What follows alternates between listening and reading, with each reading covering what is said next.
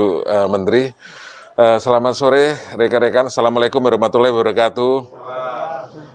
Pada sore hari ini kami akan menyerahkan data calon penerima bantuan subsidi upah dari BPJS Ketenagakerjaan kepada Kementerian Ketenagakerjaan melalui Ibu Menteri Tenaga Kerja.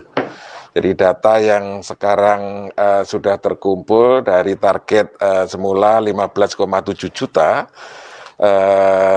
kita mengumpulkan rekening dan terkumpul 13,7 juta. Masih ada 2 juta rekening lagi yang belum terkumpul. Dari 13,7 juta kita lakukan validasi secara berlapis. Rekening yang tervalidasi ini kita akan serahkan secara bertahap, yaitu sebanyak 2,5 juta per batch. Ini kita lakukan agar memudahkan melakukan rekonsiliasi, monitoring, dan juga untuk prinsip kehati-hatian. Jadi pada sore hari ini kita akan menyerahkan data-data tersebut dan menandatangani surat penyerahan dokumen tersebut yang akan ditandatangani oleh Ibu Menteri Tenaga Kerja dan saya Direktur Utama BPJS Ketenagakerjaan. Terima kasih. Monggo Pak, silakan ditandatangani Pak.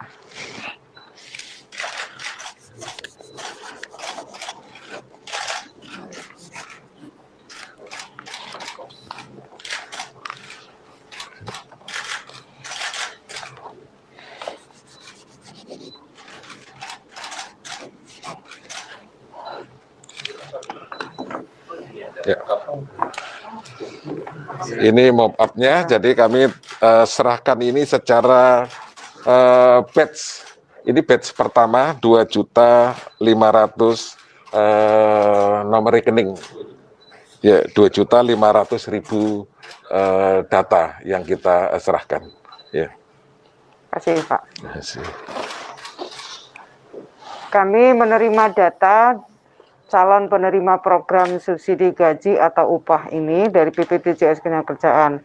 Tadi Pak Dirut menyampaikan rekening yang sudah masuk 13,7 juta. Masih ada 2 juta lagi yang masih dalam proses. Karena datanya itu membutuhkan validasi data dari BPJS Ketenagakerjaan, maka kami tadi menerima untuk batch pertama 2,5 juta. Nah, dari 2,5 juta ini kami akan melakukan checklist untuk mengecek kesesuaian data yang ada.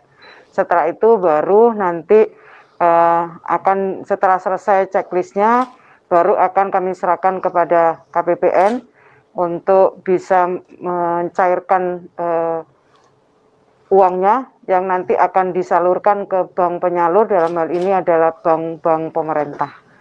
Dari bank pemerintah, dari bank penyalur tersebut nanti akan ditransfer, dipindah bukukan ke penerima program subsidi upah atau setelah kami batch 2,5 ini diserahkan ke kami membutuhkan waktu untuk mencek kesesuaian data yang disampaikan oleh Pak Agus. Rencananya kan 25 besok itu. Kami butuh waktu. 2,5 juta itu bukan angka yang sedikit. Kami memang mentargetkan bisa dilakukan transfer itu dimulai dari akhir bulan Agustus ini. Berarti enggak kalau di juknisnya itu waktu paling lambat itu 4 hari untuk melakukan checklist itu. Jadi 2,5 juta kami butuh, mohon maaf, butuh kehati-hatian untuk menyesuaikan data yang ada. Oke?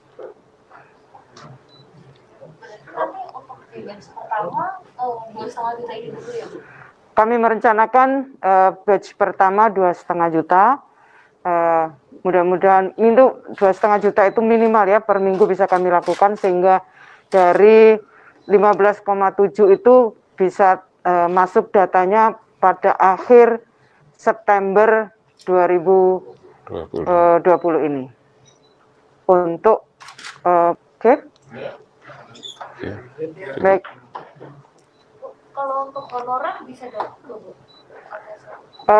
Pegawai pemerintah non PNS sepanjang dia menjadi peserta BPJS Ketenagakerjaan maka dia memang termasuk yang menerima program bantuan pemerintah ini. Jadi awalnya kan kita 13,8 juta itu pegawai swasta dengan upah di bawah 5 juta. Kemudian setelah kami koordinasi rapat dengan lintas KL, kami juga memberi kesempatan kepada pegawai pemerintah non PNS yang mereka tidak menerima gaji ke-13 dan mereka sebagai peserta BPJS Ketenagakerjaan itu juga berhak untuk mendapatkan subsidi gaji atau upah ini. Jadi totalnya menjadi 15,7 juta. Yang awalnya 13,8 menjadi 15,7. Jadi mungkin saya tambahkan dari 15,7 tersebut datanya sudah lengkap, mendapatkan nomor rekening bank dari masing-masing peserta 15,7 juta. Dan saat ini sudah terkumpul 13,7 juta. Masih ada 2 juta lagi tenaga kerja yang belum mengumpulkan nomor rekening. Oleh karena itu saya minta bantuan para pemberi kerja, perusahaan, para HRD agar segera mengkolek nomor rekening karyawannya untuk diserahkan kepada BPJS Ketenagakerjaan agar bisa mendapatkan bantuan subsidi upah dari pemerintah. Dari 13,7 juta kita lakukan validasi secara berlapis. Dari validasi, baik itu validasi kepada bank, kita ingin memastikan bahwa nomor rekening itu benar, nomor rekening yang ada di bank. Harus kami validasi sebanyak 127 bank. Dan ini kita lakukan by system secara automatically, tapi karena jumlah besar, perlu waktu. Dan dari 13,7 juta yang sudah tervalidasi, sebanyak 10 juta. Dari 10 juta hari ini, kita serahkan 2,5 juta secara bertahap by batch ini untuk memudahkan monitoring dan juga kita menerapkan prinsip kehati-hatian.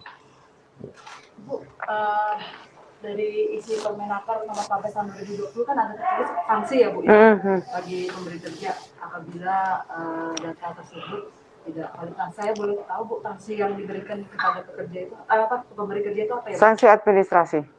Itu saja Bu. Sanksi administrasi. Dia penghentian pelayanan kepada pemberi kerja yang tidak melaporkan atau tidak mendaftarkan buruh atau pekerjanya. Apa tidak ada sanksi mungkin kayak pembatasan izin usaha atau karena misalnya itu di dalamnya kan ada sanksi administrasi, di dalamnya ada itu kan.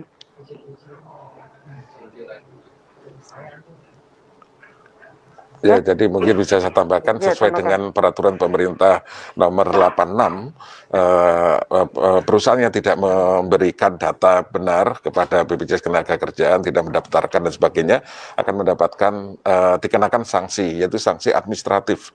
Sanksi administratif mulai dari teguran, denda, dan juga dihentikannya pelayanan publik tertentu.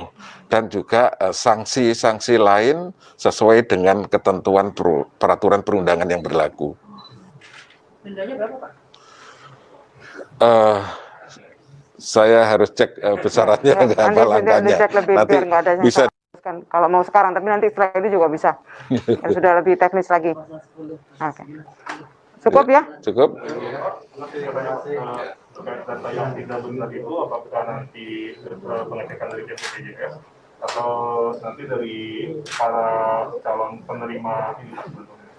Oh ya, dari data yang masuk 13,7 juta kita lakukan validasi berlapis tadi, ada yang belum valid, ini kita kembalikan kepada pemberi kerja. Jadi untuk segera dikoreksi.